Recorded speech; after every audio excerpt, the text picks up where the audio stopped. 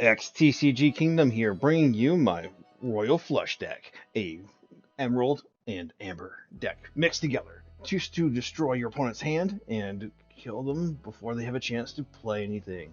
Let's check out the deck, shall we? Here we go. This is the deck.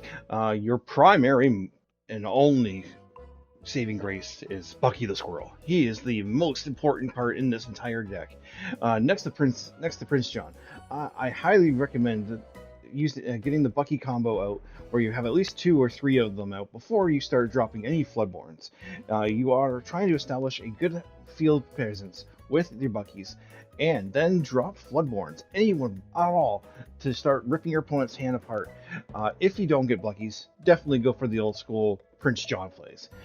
There's also a small play in this deck here too. We don't focus on it too often, but that is the John Silver and Bell combo. You want to have Bell out and then have John Silver forcefully make people reckless and try to kill their hand with the Bell. If you don't get that off, then it's not a problem. You're just hard dropping Bell with the just in time. That just in time will help you bring out a lot of these characters for much cheaper cost to help facilitate a faster combo with Bucky. And then you have your Prince and Princess combos that will be boosted up with the Grand Duke. I do highly recommend for everyone to use the discard cards when hands are smaller, not right away, unless you already have a Prince John out to establish your draws. Let's check out the deck, shall we? Let's get going. And let's go up the first deck that we're playing against. And we are going to just try to get as many Buckies as we can in our hand, while our opponent is trying to play a Ruby so far, and I think they ended up being a Ruby and a Amethyst deck. So a top tier deck. That's great. Let's just start setting up. I've already seen Ruby at that point, so now I've seen Amethyst. So knowing that, I want to start getting rid of the discard cards from my hand, like the actions, because I want to set the Bucky combo first and then start doing some mystical questing. They're not going to be able to keep up with the hand ripping. I'm actually counting their hand too until they have almost nothing left to make sure I play certain cards before I do anything else. Again, another Bucky. We want to throw them out as much as we can. We don't even care for the discards and the draw from that, because we are just only trying to rip their hand apart. We gave them the Cinderella as some distraction. We don't want them using that Maleficent to draw cards, to play actions, anything like that. They bring out the goat, the dreaded goat of doom. I hate that thing. Let's get going and start our combo off. We have now 2 Buckies getting activated here. Our opponent's hand size is now down to 2, and that is great for us. We have a You Have Forgotten Me in my hand, and we have a couple other Floodborns. Knowing that they're going to ink this turn and play something else, we want to just destroy the hand. So I'm trying to decide whether or not if I want to play a Floodborn or if I want to play the You Have Forgotten Me. It will just end up being a Floodborn there, because I rather have field presence now to start getting rid of their field, and now they have no hand. Now my Flynn can safely quest for his full amount if he needed to do it, but I really rather not have that draw card. But unfortunately they draw into a Peter Pan, my only weakness, another evasive character, and that has Rush.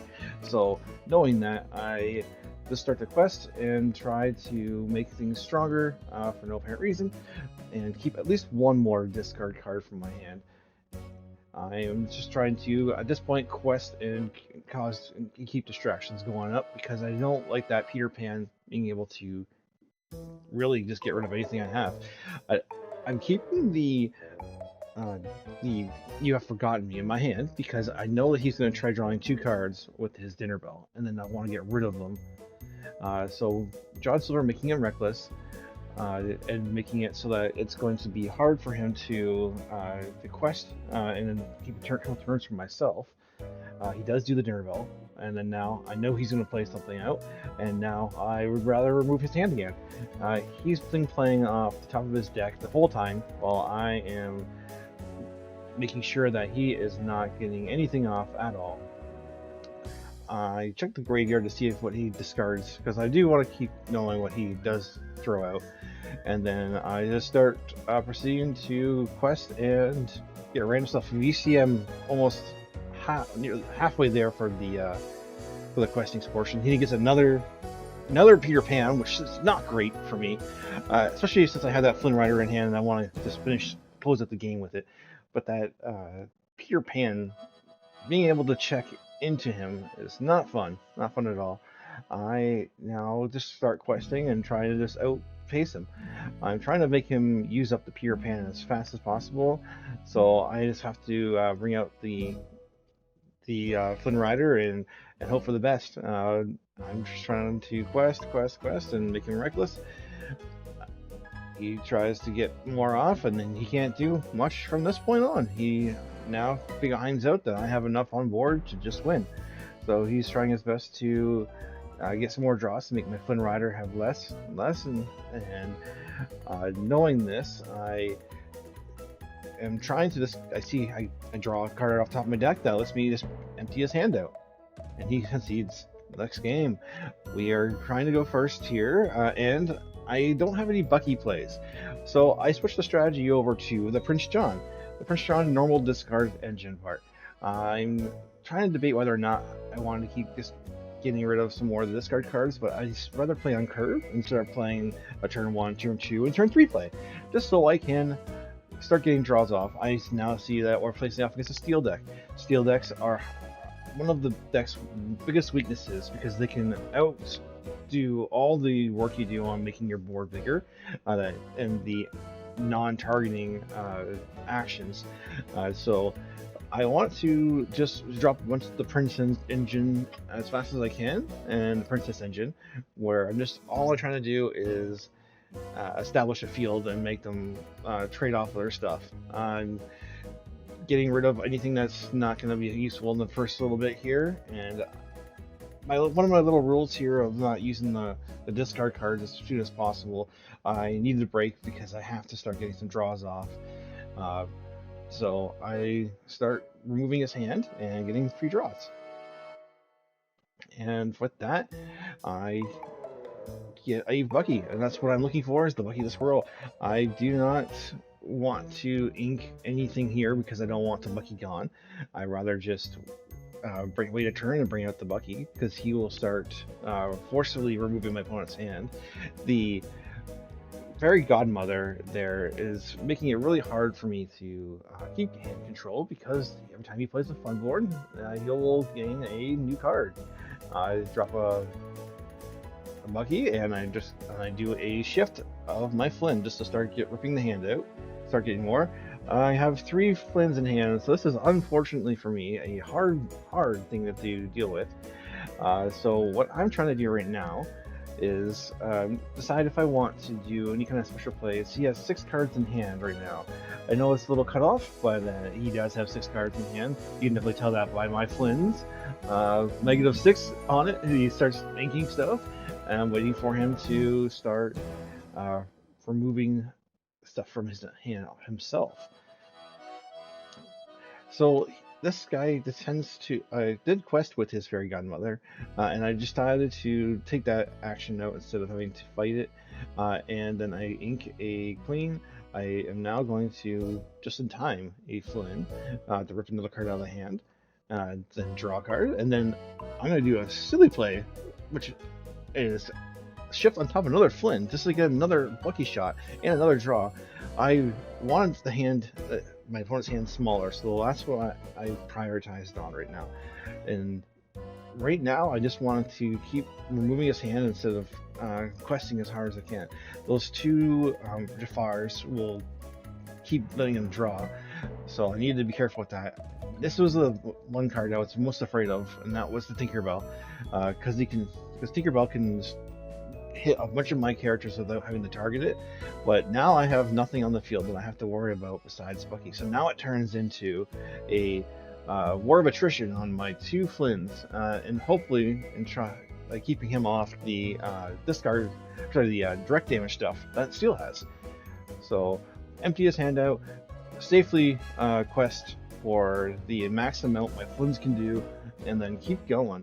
I have no discard cards in my hand right now, so I was he's deciding to try to lure me in the game here.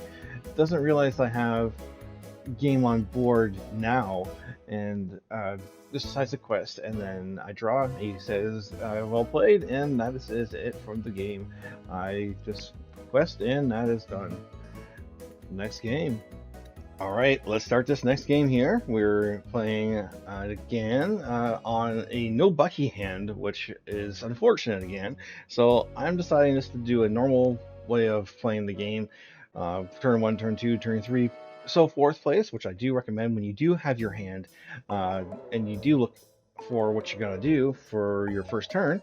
You have a 1 cost, 2 cost, 3 cost, and 4, and go 4 from there, because you will need to play on the curve of your opponent if you don't get your combo pieces that you need, no matter what deck you play. But primarily, this one is the one that I want my curve on, since I don't have my Bucky plays.